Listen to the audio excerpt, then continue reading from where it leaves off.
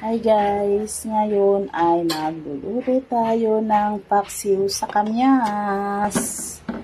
Ayan. So dahil may sariwang kamyas kami, nakalagay sa ref lang siya. So hindi naman siya pinatuyo kasi sariwa siya na nadala ng buskog galing Bulacan. So ayan na.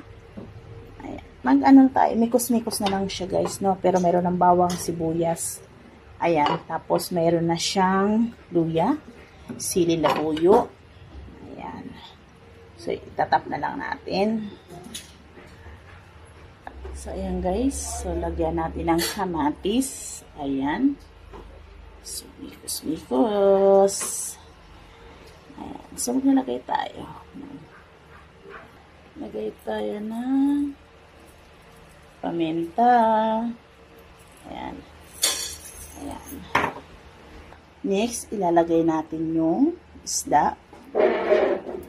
Tap-tap-tap lang. Yan guys, so maglalagay tayo ng asin. Ayan.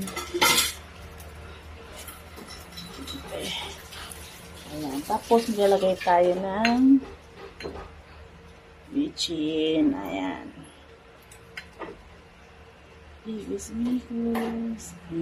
Tapos, next, ilagay natin ang mas masarap may mantika. Ayan. Masarap yan. Mikos-mikos. Ayan guys, next maglalagay tayo ng tubig. Ayan. Tapos, buksan na natin. Painitin muna natin. Guys, ito na yung paksiw. Kumulo na. So, maya-mayang konti, titingnan natin kung okay na.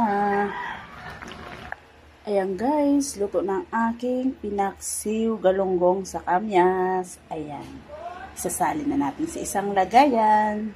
Guys, ito na yung pinaksiw sa kamyas. Ayan. Guys, masarap pala pag pinaksiw sa kamyas. Ayan.